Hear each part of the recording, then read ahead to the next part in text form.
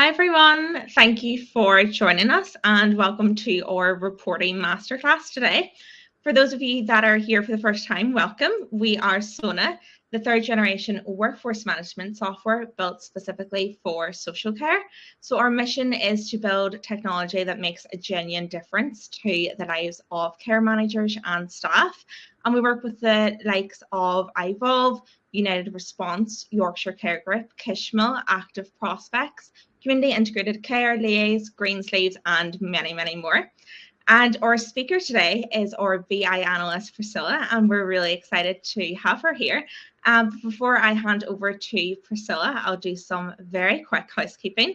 So as always, the chat function is available to everyone, so please make use of it as we go through and interact. And the Sona team is going to be present in the chat as well, so you can ask questions about any of the reports that Priscilla will be showing or about Sona's capabilities, and we will answer them. The session will be recorded and we'll send the recording afterward together with our KPI sheet new for 2025 and of course the coffee and biscotti pack as well. So without further ado, I'll now hand over to the brilliant Priscilla. Hi, I'm Priscilla. I've been the business intelligence at Sona for just under 2 years now. And while I've been here, I've built probably like hundreds of reports for customers. And now we're in the process of refreshing our standard reporting to create a brand new sparkly reporting suite. That being said, I'll take you through our top 5 most popular reports. And then at the end, I'll tell you the top 3 reports that our successful providers use. I'm going to run through them quite quickly, but as Abby said, feel free to ask questions in the chat. I'm also going to pause briefly for questions at the end of each report. But in no particular order, I will start off with our turnover report. So I'm just going to share my screen.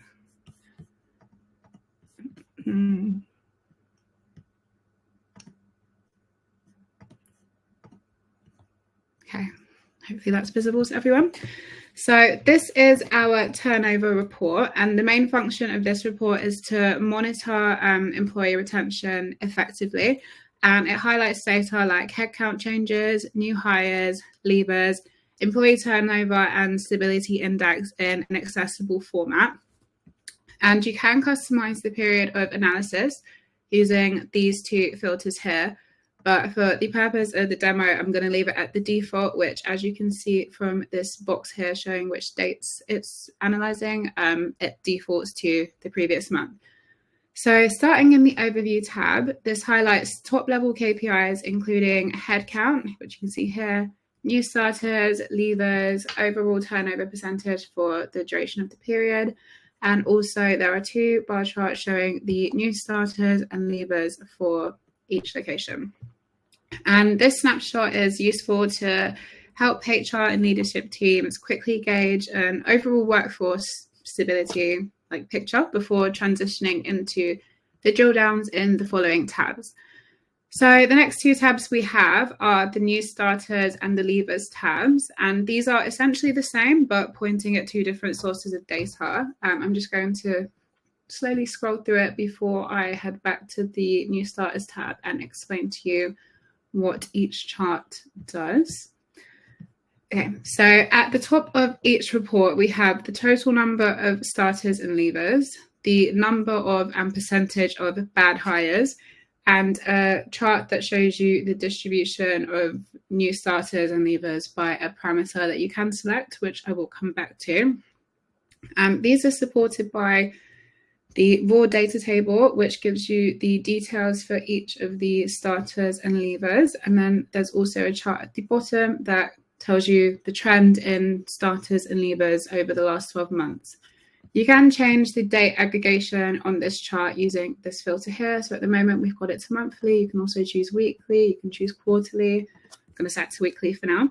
And then that changes how you see the chart. And if you hover, you can see what dates the chart is showing the data for. And if we scroll back up to the distribution by a parameter, at the moment we've got it set to location. If you head over to this filter here, you can also change it to see by age group, gender, job title, and then the different levels of location. Let's take a look at gender for this. So you can see that we've got 40% male, 20% female, and then 20% unknown gender.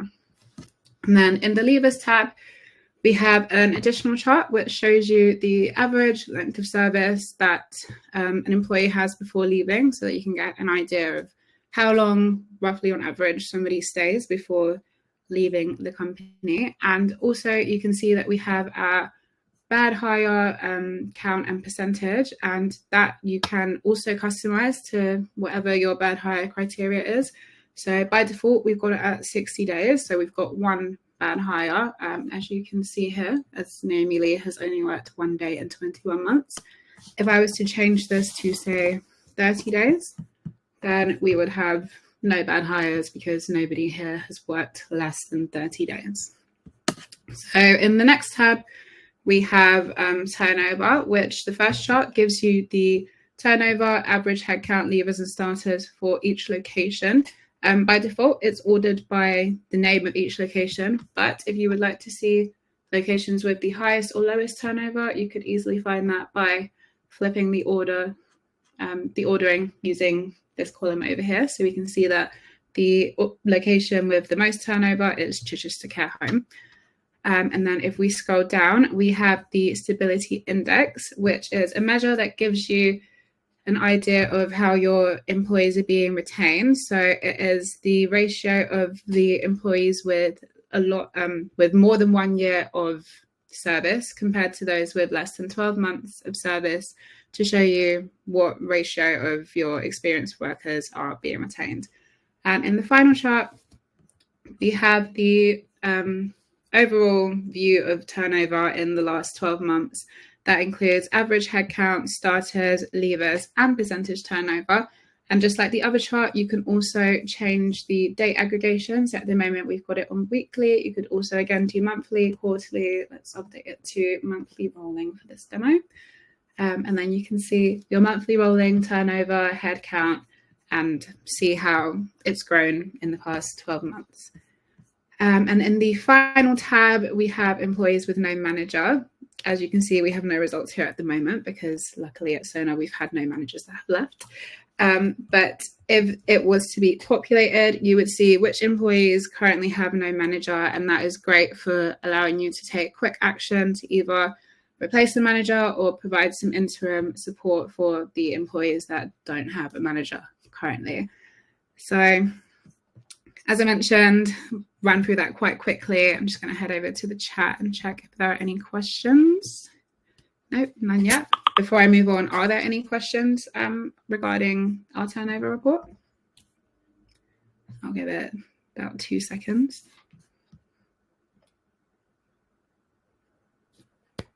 Great.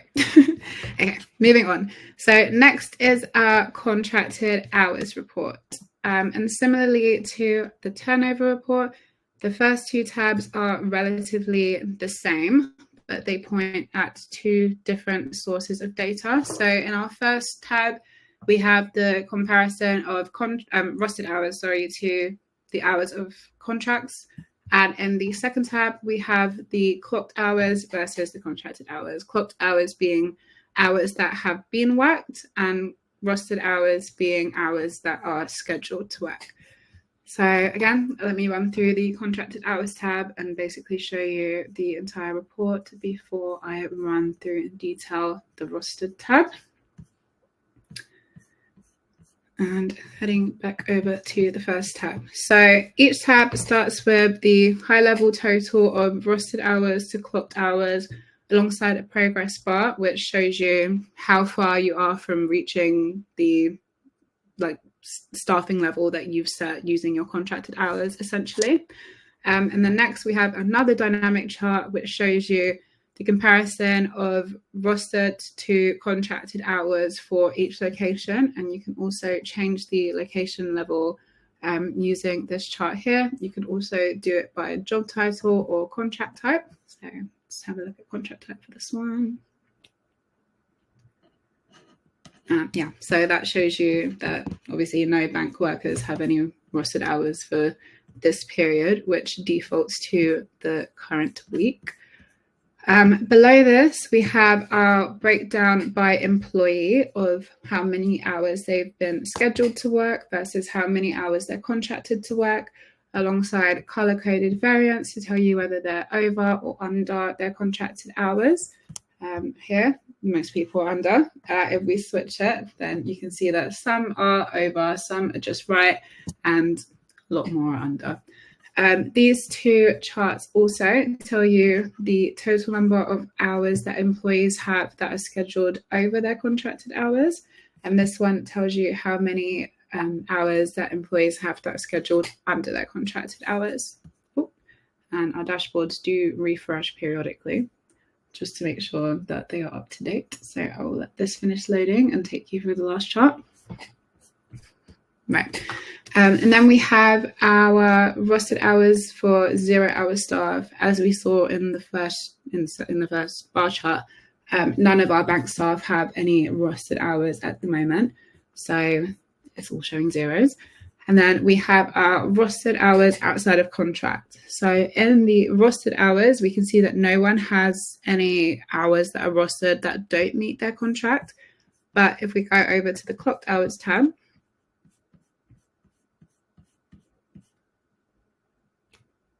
a moment. Okay, here we go. We see that David Monsell has 8 hours that are outside of his contracted hours, and that could mean that either the hours that this 8 hours corresponds to don't meet the location parameters set by his contract condition. So for this, I guess maybe it wasn't worked at Bridgeflat Supported Living, or it doesn't meet the types of work conditions that are set by the contracted hours. So they would fall into this chart. And then in the second tab, we have our summary. This tab is similar to the table in the previous tab, is that this time it summarizes all of the hours, including those that don't meet any contract conditions. But you can also change it dynamically to see the summary by different parameters. So by default, we've got it by employee. Hello, Abby, she's number 1 at the top. Another refresh. Right. But you could also change it to view by, say, contract type.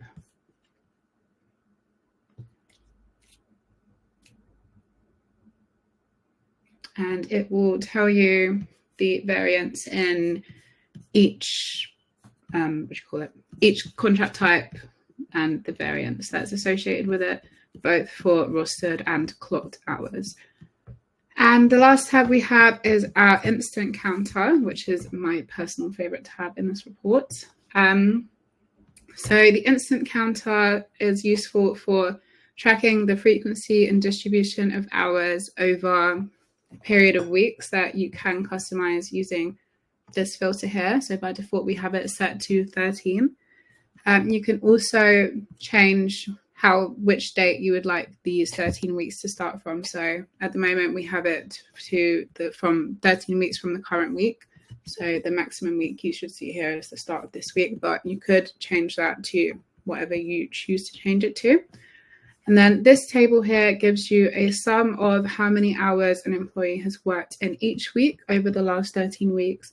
And then the final column will give you the count of weeks that an employee has worked more than 56 hours. So here we can see that there's been 1 week, which is the current week, in which somebody has worked 56 hours. That's Abby, hard worker, well done. And then we have someone down here that has got 7 weeks. So that is Corey Henry, that has worked more than 58 hours, another hard worker we see. My goodness, lots of 68-hour weeks. But yes, that is great for helping ensure fairness and consistency in workload distribution. And that is more or less the end of our contracted hours report. So I can see that Andreas has answered questions in the chat. Just see if there's any more that I could answer.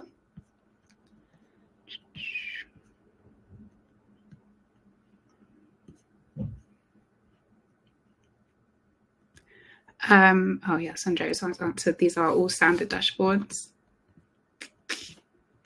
No further questions. Okay, wonderful. So I'll move on to our next report, which is our holiday dashboard. So here you'll find employee holiday, allowances, requests, and usage. And the first tab in this report is our allowance tab. And this provides a breakdown of each employee's holiday allowance, including the allowance, the duration, the unit of that allowance that has been accrued, and the allowance that has been taken, booked, is pending, and then what is left over. And this is great for giving you an idea of any overbooking or underutilization of holiday. And in the second chart in this report, it's quite similar. It is an allowance summary, but here you can view allowance by different levels of location. You can also view it by employee again as well. And you can customize that just by changing the filter here. So if I was to see it by contract type, then you can see what holiday has been used and taken by different types of contracts. We also have employees with missing allowances, and this is great for telling you which employee doesn't have a holiday allowance allocated for which holiday year. So here we can see we've got a couple people that don't have any holiday allowances for the current holiday year. And the tab overall is great for helping you address any discrepancies in holiday across either groups, teams, or individuals, and also for helping you figure out who has no holiday allowances.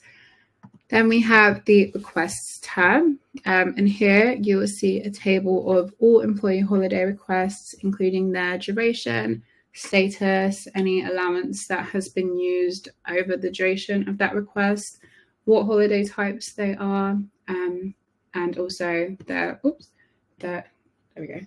requested at and the response if it's been rejected, and also who it was actioned by and any notes where applicable.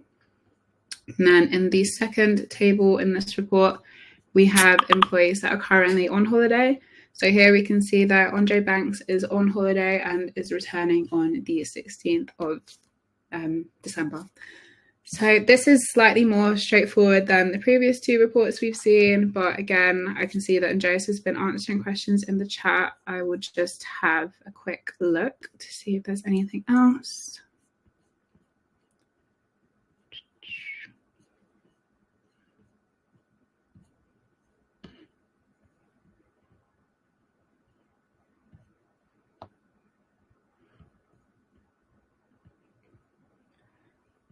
I'd like to know about the data source input and modeling side of it. I think, is that for the holiday report? The question about the input and modeling side?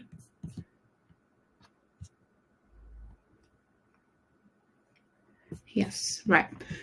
So that comes from, sorry, my monitor's in the way, holiday. So if I was to go here and see all holidays, then you can see the holiday request. This is currently just for this week, but you can change weeks as well. And then if I was to go into employee management, let's see, Andre Banks, since he is currently on holiday, that I can go into his holidays here and see what his allowance was, what's been taken, what's pending, what's booked, what's remaining, and also the holiday request that he's had during the absence year of the 1st of January to the 31st of December. And as you can see, he's currently on holiday. That's why the status of this request is in progress. And this holiday request ends on the 15th, so he'll be back on the 16th, which is where that data comes from as well. Does that answer everything there, or is there anything else that I've missed in that question?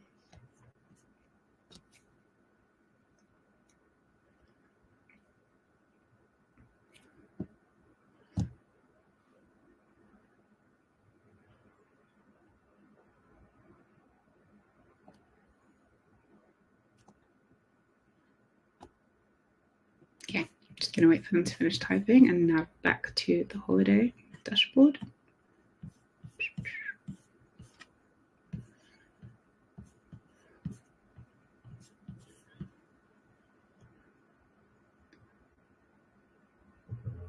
Is it coming from database or cloud connection, SQL direct query?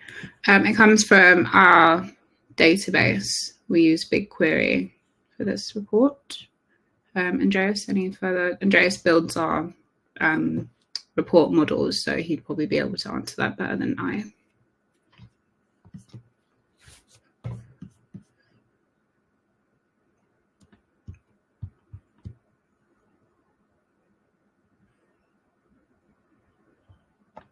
Okay, fab. I don't think there's any other questions, so I will move on to our absence dashboard. Okay, so the penultimate report I'll be taking you through is our absence dashboard, and this provides information about employee absences, as it pretty much says.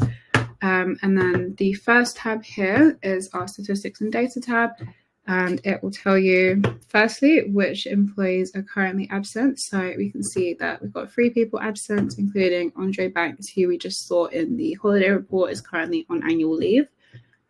Secondly, we have a report that breaks down absences by absence type to give you an idea of the most predominant reasons for absence, which here we can see is sickness. In the next chart, you've got days of absence over the last 12 months, so that you can see any trends in absence or any recurring patterns. Maybe summer has more absence than, say, the beginning of the year, but yeah, not here clearly. But if it was that for your organization, then you can see that here. And then in the following table, we can see our absence records, and this gives you details of all the absences that are in the current period, which again defaults to the previous month. So in this table, you can see the duration of the absence. You can switch the unit between days or hours using this filter here. You can see how many shifts missed in any. You can see what type of absence, the subtype of absence, if it's applicable, and also any notes associated with that absence. And in the final table, we can see any periods of absence that are consecutive. So, for example, we've got Louise Robinson's consecutive absences from the 4th to the 9th. Then if we look at this table here, we can see that one of those was from the 4th to the 7th. And the second one here is from the 8th to the 9th. So they are consecutive, and she was off for a total of, five and a half days. And then her other absence isn't included because obviously there's a break on the 10th between those absences. And then that's that for that tab. No questions at the moment. So moving into the summary, this is pretty simple. It just totals up absences that each employee that is off during this period has under which absence type. So we've got a couple of people that had annual leave, a couple of people that had sickness, and a couple of people that had unpaid leave. And it's just a nice overall summary that shows you the breakdown of reasons for each absence per person that is absent. And then in our final tab, we have the newest addition, which is the Bradford factor, which is a great metric for helping you assess the impact of absences during a certain period, again defaulted to the previous month. So it is basically a table that shows you the Bradford factor alongside the numbers used to calculate the Bradford factor. So the Bradford factor, as we see from the occasion, is the number of absence instances during a period multiplied by the days absence, and a higher Bradford factor indicates a higher impact of the absences on your business compared to an absence with a lower Bradford factor, which again is great for assessing any high impact cases of absence. And that is the end of our absence report. So again, I'm just going to have a nosy in the chat and see if there's any questions.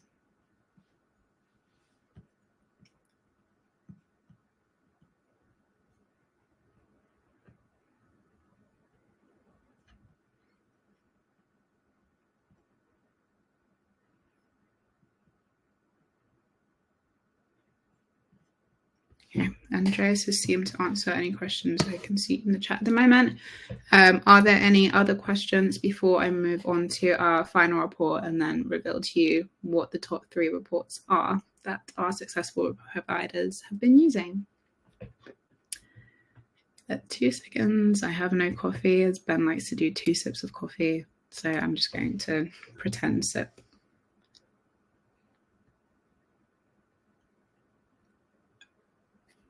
Okay, cool.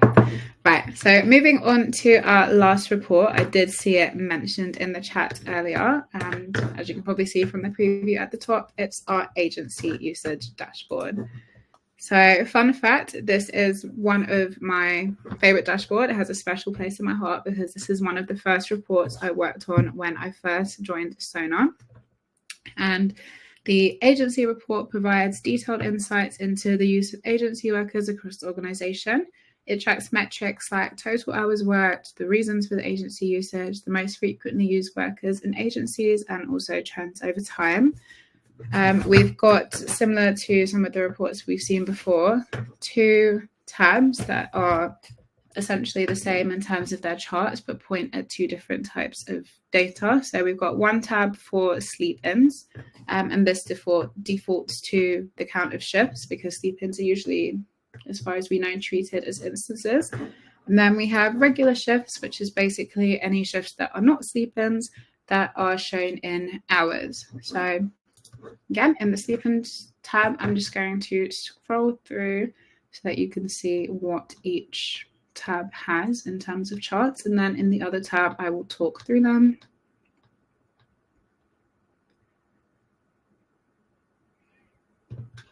And then back to our regular shifts tab. So each of these tabs begins with 3 charts, which shows you the proportion of shifts that are covered by agency.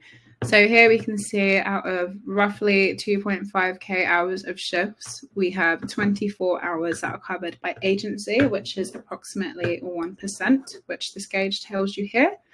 Next, we have the chart that breaks down agency usage by reason to help you see some of the primary drivers for agency usage. So here we can see the majority reason is for absence cover. Next is a bar chart that displays the hours of agency per location. So you can quite easily see which locations are using the most agency hours. And next is the table of agency usage records, where you'll find details of shifts covered by agency workers and provides extra clarity on why agency staff are being used and where agency staff are being used. There's then 2 additional bar charts, which show the most used agencies and the most used agency workers. And this helps you to quickly see which workers and agencies are being used the most, which is useful for maintaining contracts or maintaining good relationships with high usage agencies.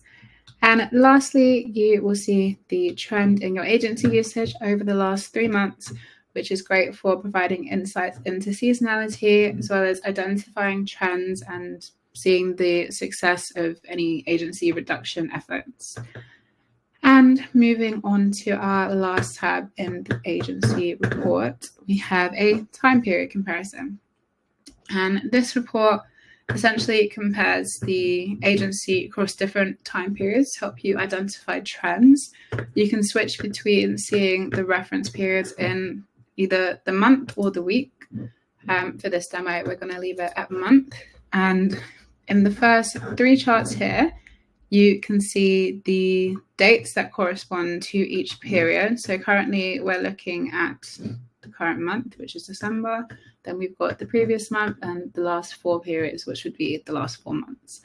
And then following this, you can see the percentage usage and change metrics across each period that it mentions here. So this is compared to the last month, compared to the last 4 months, and then year to date.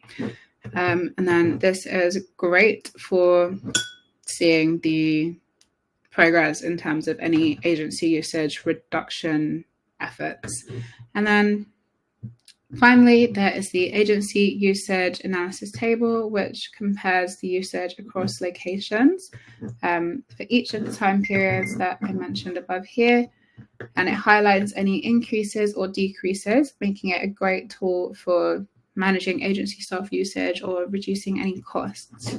And that is pretty much the end of this agency report.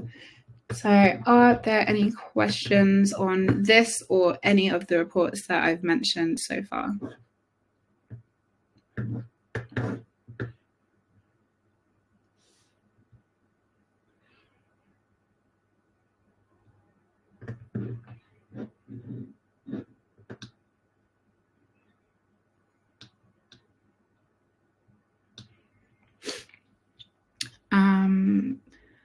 Lou, I can see your employee directory report has the legacy title on it. That means we have since updated our employee directory report since you've had it embedded. If I can find it here. I can see that you've wanted to filter on employees that have left or deactivated. We do have this functionality in our new employee directory report alongside anniversaries, probation ends, and all the employee details that you'll see in your current employee directory.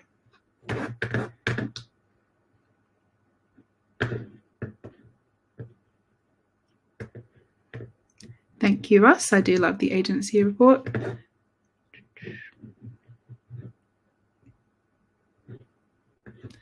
Yeah, if you contact Louise, then she should be able to update that employee directory for you to the current, well, the new employee directory. The leave report.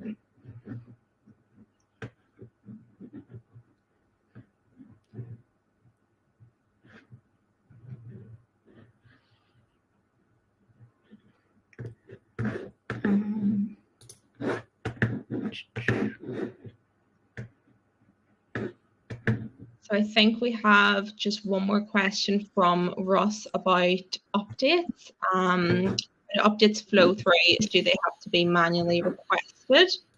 So just one more question on that, I think, Priscilla, before we reveal the top 3 reports, and then we're at time.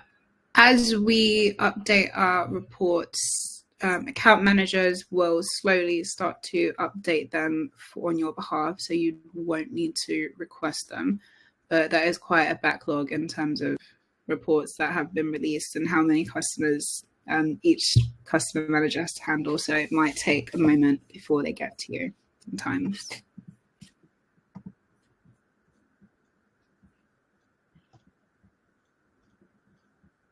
Great, thank you, Priscilla. And do you want to just reveal the top 3 reports then before we? Yes, I will. Are there any guesses on what the top 3 reports are before I do? Anyone have any guesses in the chat before Priscilla reveals them? Now is your chance. Agency, Ross Hussein, Christina's also voted for agency. We know that Lou said agency, and TNA was one of the most popular ones.